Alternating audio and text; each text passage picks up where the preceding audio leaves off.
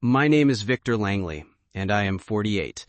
I always thought my family was ordinary. My father, a quiet accountant, my mother, a devoted homemaker, and my younger brother, a constant source of annoyance and laughter. That was before the stranger arrived. It was a rainy Thursday evening when the doorbell rang. I wasn't expecting anyone. I opened the door to find a tall man, in his mid-40s, dressed in a well-tailored suit that looked like it had been crafted for a businessman, not a random visitor. His eyes, a piercing green, fixed on mine with an intensity that made my skin crawl. "Victor Langley?" he asked. "Yes, who are you?" I replied, cautiously.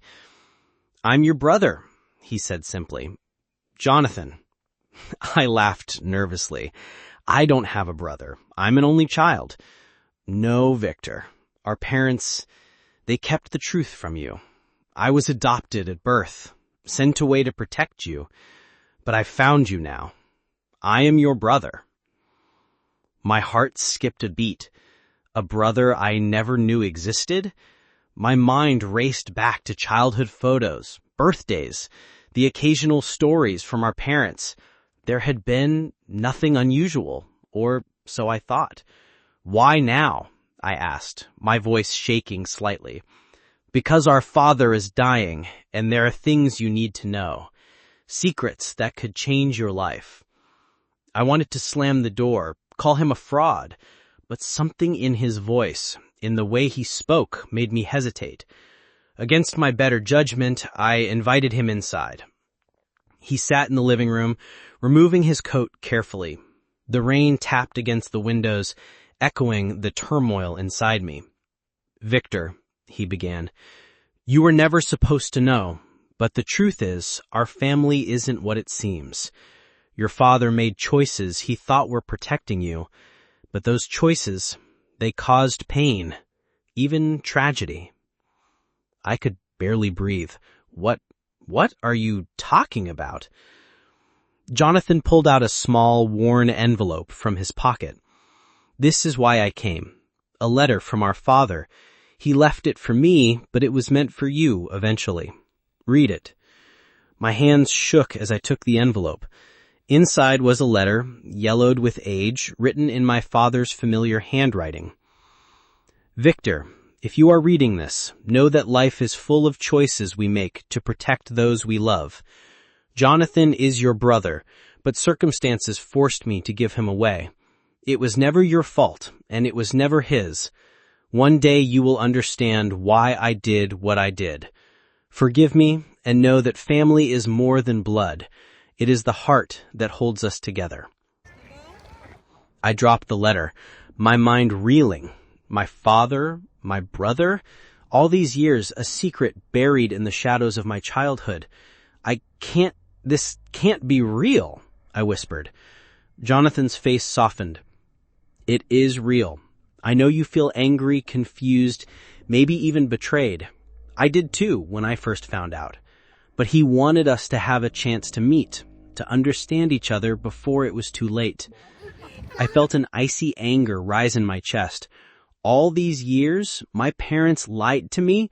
My entire life? A lie? "They lied to protect you," Jonathan said quietly, "and to protect him. From enemies we never knew existed. Dad made sacrifices he never explained. Now it's up to us to make sense of it." The next day, I traveled to my father's old study, the room I had spent countless hours as a child, the scent of old books and polished wood filling the air. Jonathan followed silently. I found a hidden drawer beneath the desk, and inside more letters, photographs, and documents, pieces of a life I had never been allowed to see. I discovered that my father's family had connections to powerful business networks, wealth I had never imagined, and danger. Some of these secrets could have put Jonathan and I at risk, which explained why he was adopted out. Every photograph told a story, every letter a warning. I turned to Jonathan. Why now? Why did he want us to know everything after all these years? Jonathan shrugged. Maybe he knew time was running out. Maybe he wanted us to decide what kind of men we wanted to be, knowing our history. Days passed, and I struggled with conflicting emotions, anger, betrayal, and a strange sense of curiosity. I wanted answers, but the past felt like a wall I couldn't climb. Jonathan stayed, patiently helping me piece together the fragments of a family I never truly knew. Then, one evening, I found something that stopped me cold. A photograph of my father, smiling with a man I didn't recognize. Written on the back, "My life's biggest regret, leaving you unprotected." I realized this man had been watching over me all along, and maybe even influencing my life from the shadows. For weeks, Jonathan and I worked through the letters, connecting dots, learning the truth about our family's wealth, enemies, and sacrifices. Every revelation was a punch to the gut, but also strangely freeing. I was no longer a man trapped by half-truths. I had clarity, understanding, and, most importantly, a brother.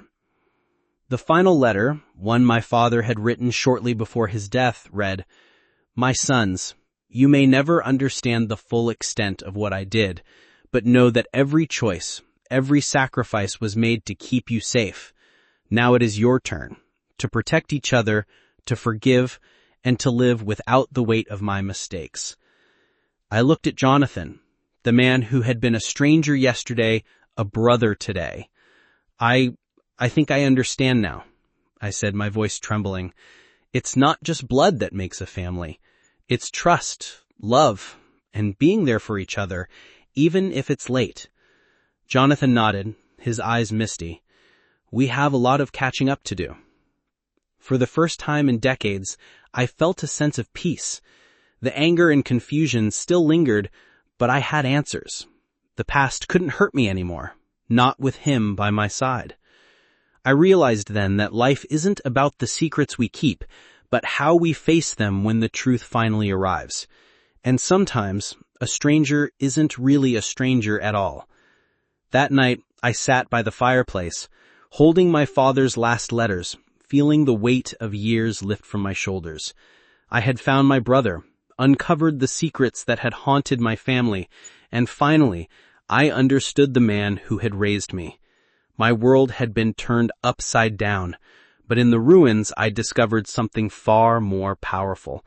Family, in every sense of the word, is what you make of it. And for the first time in my life, I felt whole.